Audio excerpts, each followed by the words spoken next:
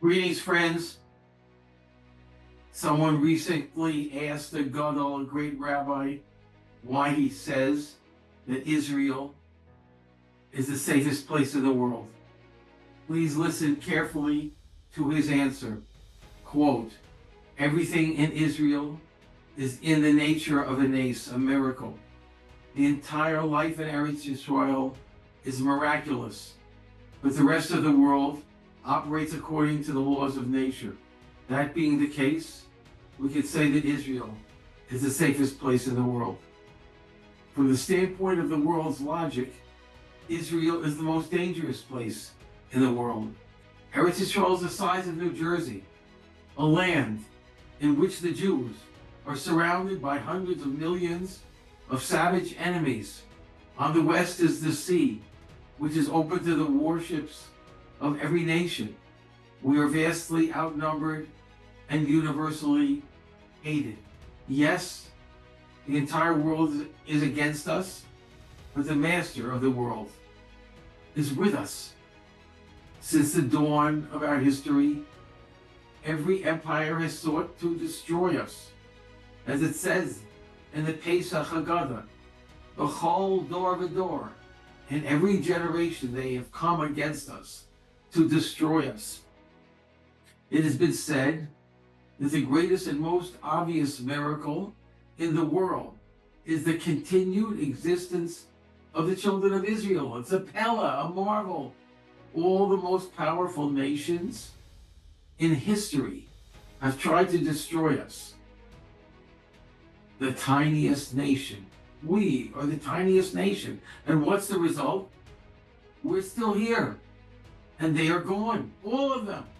Swept into the dustbin of history. I will repeat the famous words of Mark Twain, a non-Jew, written in 1897 on this subject. Quote, if the statistics are right, the Jews constitute but 1% of the human race.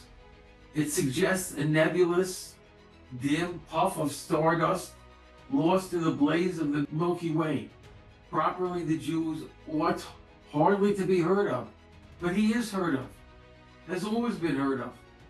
He is as prominent on the planet as any other people. He's made a marvelous fight in this world, in all the ages, and he has done it with hands tied behind him.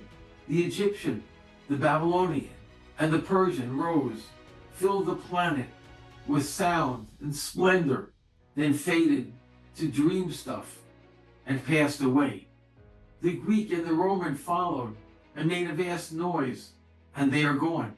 Other peoples have sprung up and held their torch high for a time, but it burned out, and they sit in twilight now, or have vanished. The Jews saw them all, beat them all, and is now what he always was, exhibiting no decadence, no infirmities of age, no weakening of his parts, no slowing of his energies, no dulling of his alert and aggressive mind. All things are mortal, but the Jew.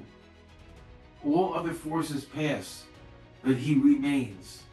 What is the secret of his immortality? The secret of our immortality is clear, but it is beyond the grasp of other nations. Our eternal bond with Hashem, which spans the entire life of this world and remains with us forever into the world to come. Only we who grasp the Torah close to us as we walk through the pathways of life can understand this. In the eternal words of David HaMelech, King David, Hashem relates his word to Yaakov, his statutes and judgments to Israel. He did not do so for any other nation. They do not know his judgments. They do not know his judgments, and thus they are like straw that crumbles and vanishes in the wind. We, Lahavdol, are a living fountain of Torah. Quote, a righteous man will flourish like a date palm, like a cedar in Lebanon. He will grow tall, planted in the house of Hashem, in the courtyards of our God. they will flourish. This week we read the incomprehensible story of Korach. Yes, I know what the commentaries say. If we had been there, we might also have been swayed by Korach's subtle and evil rhetoric. Yes, it takes iron determination to stick to the words of Torah in this dark world of temptation.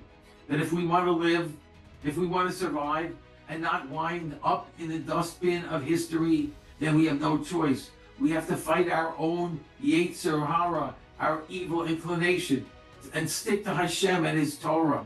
At the end of Shacharis, the morning prayer, the prayer book presents words for us to say as we enter the frightening world around us. Quote, Nacheni, Hashem, guide me in your righteousness because of my watchful enemies. Make your way straight before me. It is up to us to call upon God as we walk the dark streets of life. There are stories of how Gedolim, great rabbis, walked to freedom through Nazi Germany, saying constantly to themselves, Ein od milvado, there is no one but Hashem. As we walk the streets of life, it is up to us to call upon Hashem. We're surrounded by watchful enemies whose gun sights are trained upon us at every moment, but Hashem destroys the enemies of His people. Am Yisrael will survive if we train ourselves to navigate constantly by the light of Torah. Quote, even though I walk in the valley of death, I will fear no evil, for you are with me. The Meraglim never enter the Holy Land, nor witness the light of redemption, but we can learn from their catastrophic mistake. May we greet Mashiach ben David and see the rebuilt Beis HaMikdash soon in our days. Good Shabbos and a good Chodesh.